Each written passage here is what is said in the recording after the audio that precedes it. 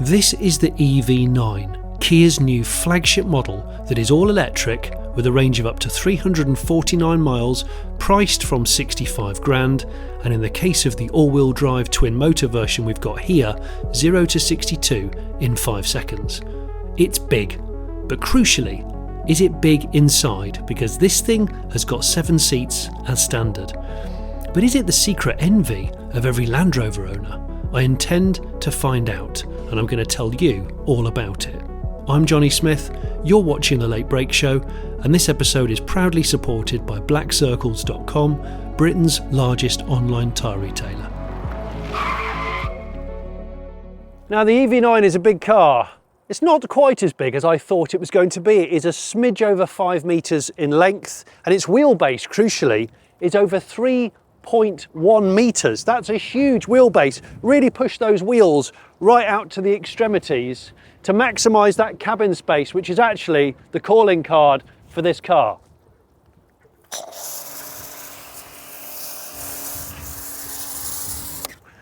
Doing this in high wind is not recommended. You know, people criticise shaped cars that are a bit odd. Nissan Juke was a very odd car when it first launched, but it sold incredibly well. I actually liked it. Nissan Juke now, it's been watered down, nobody particularly cares, and I'm sure it doesn't sell as well. The reason why I'm telling you this is because the shapes that Kia and Hyundai are coming up with now, you know, the new Kona, the new e-Niro, are wild, and they're selling really well. And I think this is extremely distinctive with its daytime running lights and stuff like that. It's not a boxy car. You think it's going to be boxy, but it's actually got some really cool curves to it. While I'm waiting for my snow foam to marinate, another interesting thing, Audi Q7, 48mm longer than this car. But remember, things like the BMW iX are not available as a 7-seater.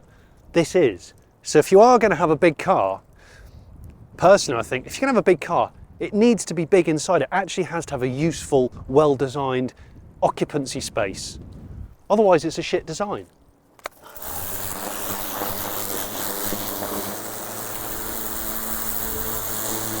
Frontal design of the EV9 to me looks a little bit like the Ford F-150 Lightning, the amazing Ford electric truck, which I reviewed in the UK a year or so ago, and I'll put the link above that for my head. That was a really impressive truck. But down here, as usual with a lot of EVs, is you've got these active flaps which allow cooling of the battery pack and also for the HVAC system, and then they close up for more aero efficiency. I'll put the efficiency of this car up on here, but I've been averaging 2.5 miles per kilowatt hour on this car, which is not brilliant, but it means in the real world, even in winter temperatures, I've been getting 260 to 270 miles out of a full battery.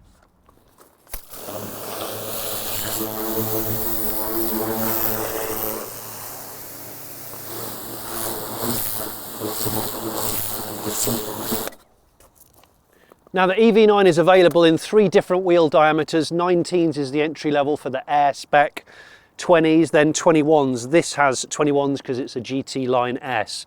285, 45, 21s. Now when it comes to needing tyres for your car, whether you've got an electric car, an SUV, a non-SUV like a hatchback or even a van, head to blackcircles.com. Head to the Black Circles website, enter your vehicle registration number and your postcode, and then you'll find the most suitable tyres for your car and your budget. There are thousands of reviews of different tyres from real customers to help you choose the best tyres for your car. And with the Black Circles Click and Fit service, with over 2,000 tyre fitting partners, there will be a garage or a mobile tyre fitter conveniently located near you. These, for aero, they go flush, and a lot of manufacturers have been doing this lately. I find them to be a little bit unresponsive, and frankly, when you're in a rush, a bit annoying.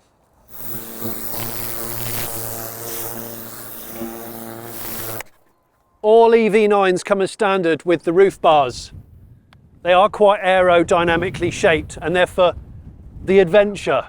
Hopefully they're actually useful as well though. So although it weighs some colossal 2.6 tons with that 100 and something kilowatt hour battery pack, the EV9 can tow up to 2.5 tons, which is always useful. We're seeing EVs now being able to tow higher and higher towing capacities, so we are getting closer to that point where you can feasibly use them to tow big weights.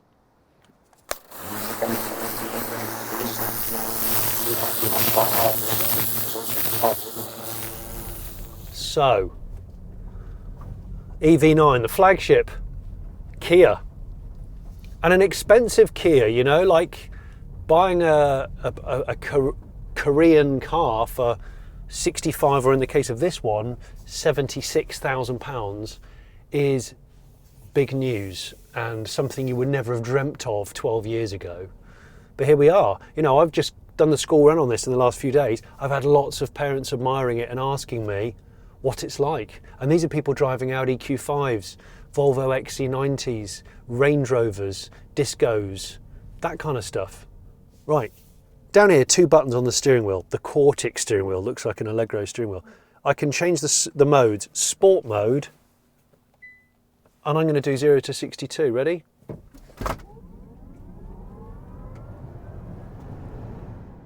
Boom! This thing's quick. 0 to 62 in 5.3, I think. It's a fast thing. It's a very fast thing. You'll notice as I'm talking, it bings and booms, telling you where you should be going, what speed you ought to be doing, what's coming up. A lot of that is mandatory stuff to make sure that it complies with Euro NCAP. And frankly, I find it overkill and irritating and overly nannying, but it's not just a Kia specific thing. A lot of manufacturers are doing it now. It's annoying.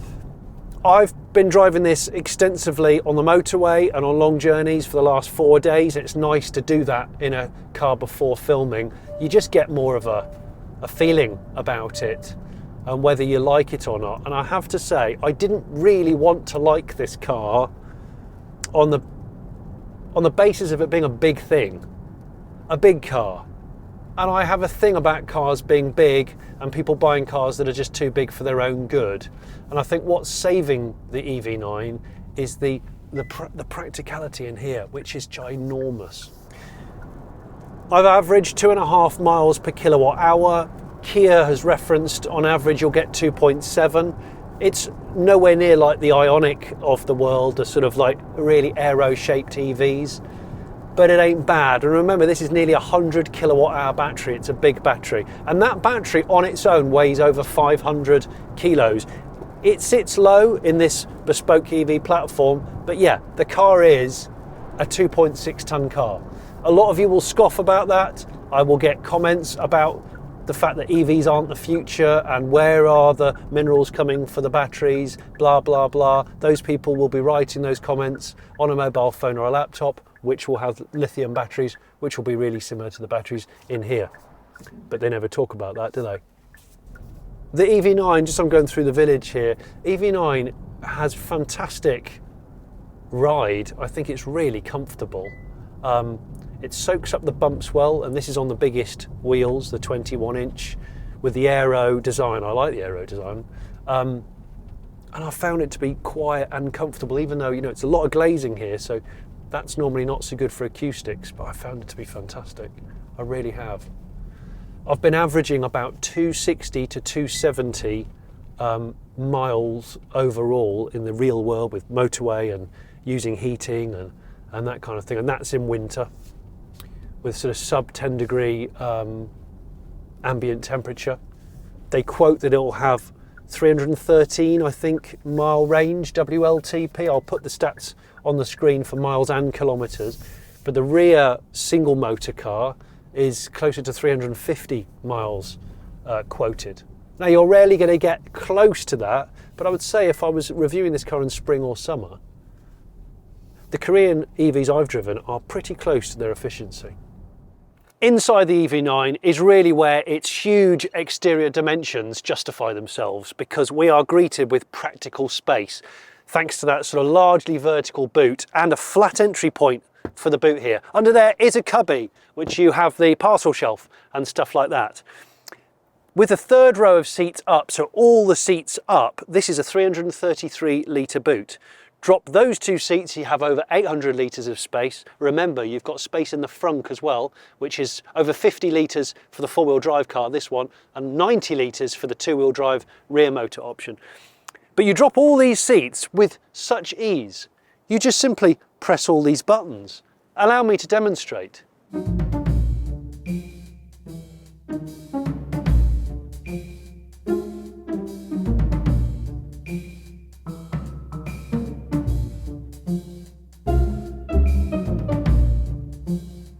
Not only that, is you can fit a full-length human being, like a man of 6'3", for example, in there, so you could possibly sleep in it if you wanted to. For the large part of my life, I enjoy working outside, but at the moment, it's just wind after storm after wind after storm, and I'm just getting a bit fucking sick of it.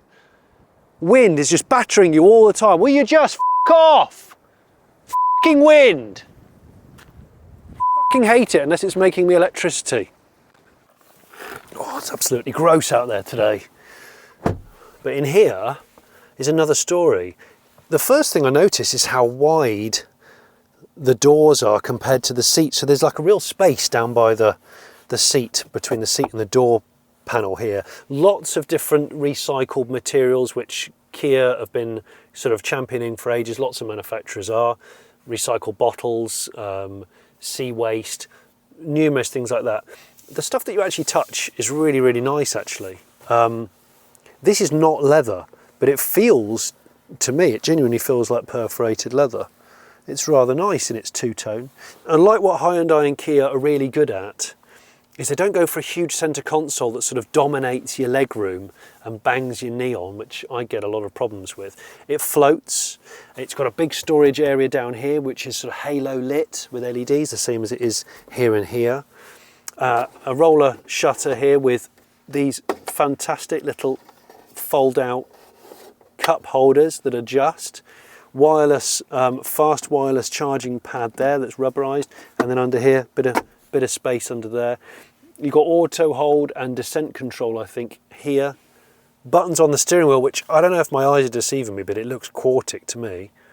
This Kia logo actually illuminates at night, which is quite classy actually, even though I still can't read it as Kia. I still sort of read it as K&N or something like that. And then you've got the two buttons here that are important, terrain mode and drive mode. That's, you know, eco, normal, sport, etc. And then here you've got snow and mud mode, that kind of thing, with regen on the paddles as normal. And the little shifter here, which turns the car on and off, it's actually quite discreet, but that just has a little rotating knob for putting it into drive. And then the dash is very horizontal.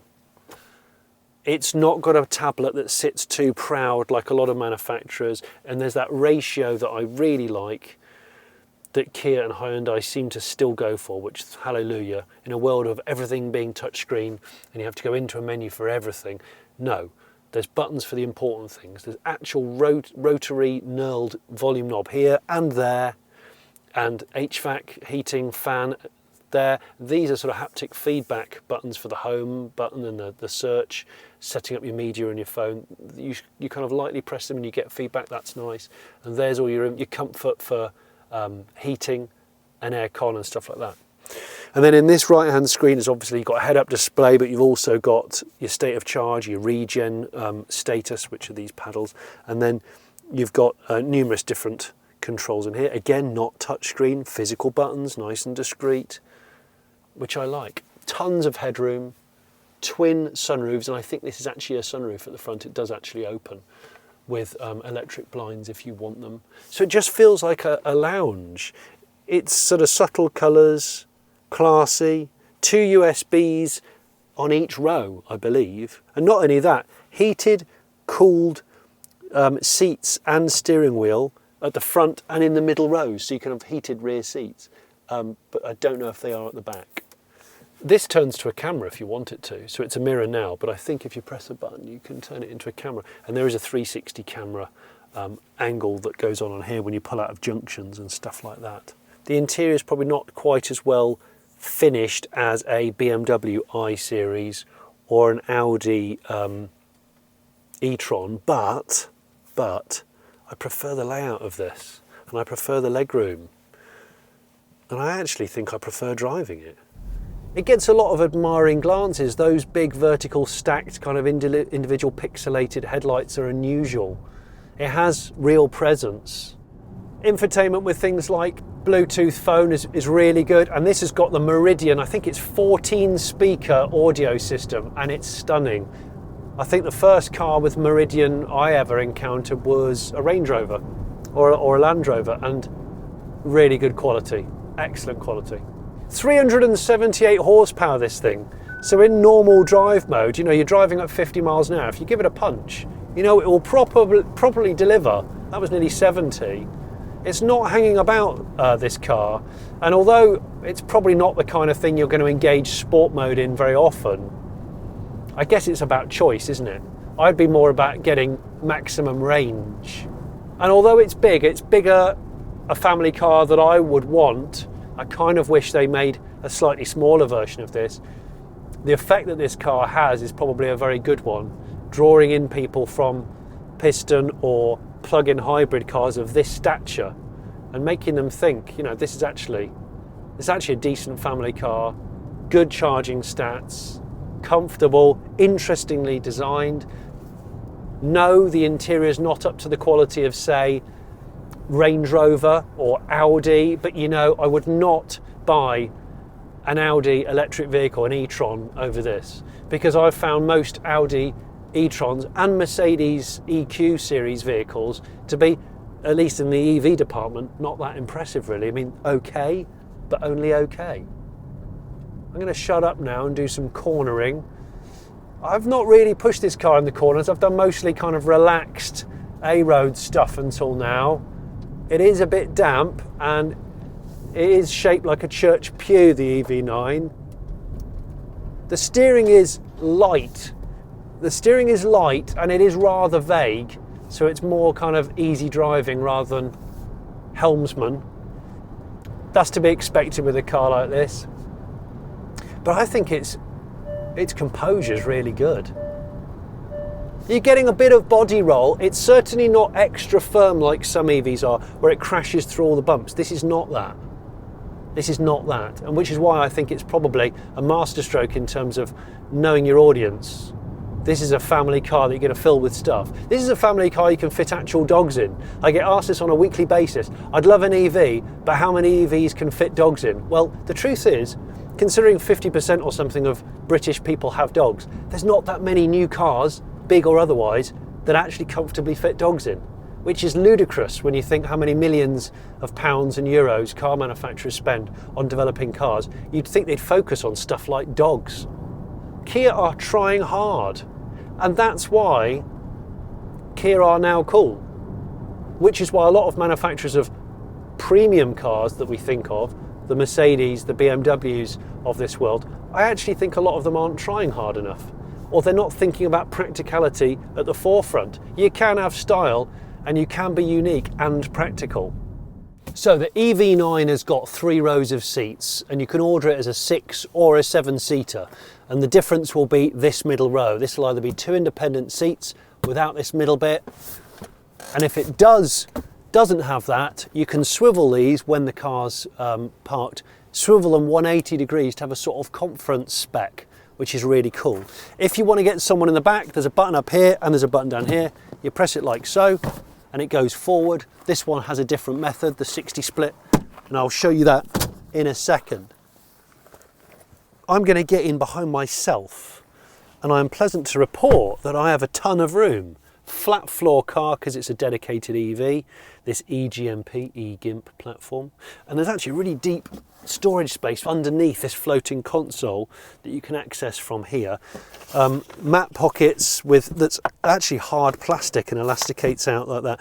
And these seats, this is higher than the driving and passenger seat, so I can see well over the top of this headrest, but also because this headrest is made of net, I can actually see through it as well.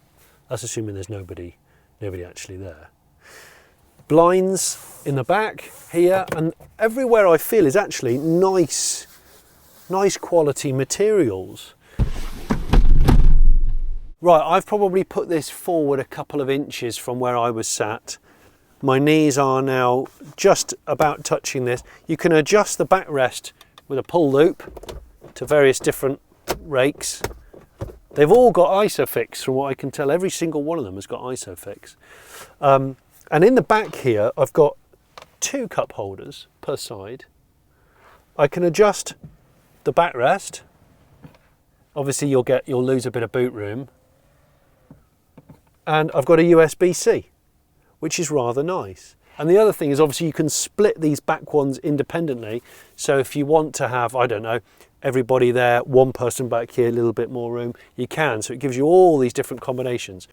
But what's also cool about this is that back window is actually fairly low. So even a kid can see out of this and they're not going to feel hopefully too claustrophobic. Although you haven't got a climate control panel up here, that's different courtesy lights.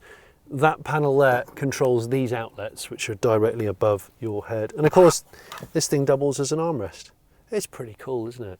I think what I like about this is the fact that so many seven-seaters seem a bit token, and I don't think this is token. I think this bespoke EV flat floor system allows you to have this much interior space. We don't have enough interior space for the physical size of cars now. I've come inside because the weather's just been tragic today, and I need to talk to you about charging. So the charging door is on this side and it's touch. It's motorised and it opens, and this is a nice little hinged solid plastic cover for the CCS. It's not a floppy bung, which I find annoying. But the crucial stats are, well, so this has got 456 cells in the battery pack. The battery pack weighs 566 kilos. We know it lives down there under the cabin. 552 volt system, although it can charge at 800 volts like a lot of Kia and Hyundai products. It can rapid charge up to 350 kilowatts, and that'll take 24 minutes to go from 10 to 80%, or 10 to 80% at 50 kilowatts is 1 hour 23. Or your home wall charger, which is 7 kilowatts, it'll do 0 to 100 in 9 hours, 5 minutes. It's a big battery pack, remember, 99.8 kilowatt hours. That is a very big pack, hence why it weighs 566 kilos. In other words, the car weighs a ton without the battery pack. Add the battery pack and it's basically 2.6 tons. Oh, and motorised to clothes. I mean, it's blowing a flipping gale today outside, which I fucking hate the wind, as I may have said already. But the acoustics in the cabin are fantastic. It's a true seven-seater, not a token seven-seater. And I have to say this, I am in love with these headrests. The design we've seen before on Kia EV6s and stuff, but it's got like a gel pad covered with a mesh. And it feels so wonderful. It almost feels as nice as a Bentley or a Maybach or something. And I've experienced that level of luxury, and this is up there. It really is wonderful. I put my head back and went, oh. And it is a gel pad like those ones on bicycle seats for saving your knickknacks. Creeping through a village, just cruising. Obviously regen, you've got the two paddles here for minus and plus on the regen. I think you've got 3 levels. Yeah, you've got 1 pedal driving, which is max. Yeah, and then you've got, 3 other stages. What's exciting about this car is, although it's clearly a big thing, it's been designed to make sense of a big footprinted car. There's so many cars out there which are big outside and not really big inside, and I keep harping on about this, cars being fit for purpose. BMW iX, it's not really fit for purpose. It's got lots of amazing build quality and stuff like that, but it's not actually that big inside, and the boot's not very big. So why am I driving a massive car? You know, why? You know, why can't you buy a 7-seat version of so many different cars, yet you can't? What I would say, this has an enormous amount of safety features as standard. I haven't got the energy or the brain power to remember them all, to tell you them, so I'm going to plaster them all on the screen right now. There's also one more button on here. I've got drive mode there, which obviously does eco, normal, sport and individual. And then you've got terrain mode, which allows you to select different types of grip levels like snow, mud, that kind of thing. It even says in the literature, in case you get stuck in a festival car park or something like that. But it has very short overhangs because of that massive wheelbase. And that 3.1 metre wheelbase is probably what gives it that ride comfort, with self-leveling rear suspension. This is the kind of car, I think, that almost Land Rover should be making. Is this the Korean Range Rover? I kind of think it is. And before people start scoffing, okay, I'll leave you with this. This has got a 7-year warranty. And this will probably be exceptionally robust and reliable. Can you say that about a Range Rover these days? No. No, you bloody can't. And even if you own one, I bet you still can't say that. I wish I could. Living with the EV9 for a few days has been a very pleasant experience. I'm not a fan of needlessly large cars, especially SUVs whose exterior dimensions write checks their cabins don't usually cash. But I honestly think that the EV9 will be the envy of Land Rover, because this is exactly the kind of pure EV machine that Land Rover should have already brought to market. From range to comfort to capaciousness and style, the EV9 embarrasses a lot of other cars in this segment by just bringing it to the market without wasting time and with that big fat 7-year warranty. I don't want a 5 metre long brick fronted 7-seater, but if I did, well, this or the VW ID Buzz long wheelbase that we're still waiting for. What do you think though? Let me know your thoughts in the comments. Thanks so much for watching this episode of The Late Break Show. If you haven't already subscribed, I'd love you to subscribe. We have a merch shop. I'll put a link in the description for that. And we also have a Patreon where you can watch videos such as this earlier than others. I'll put a link for that in the description as well.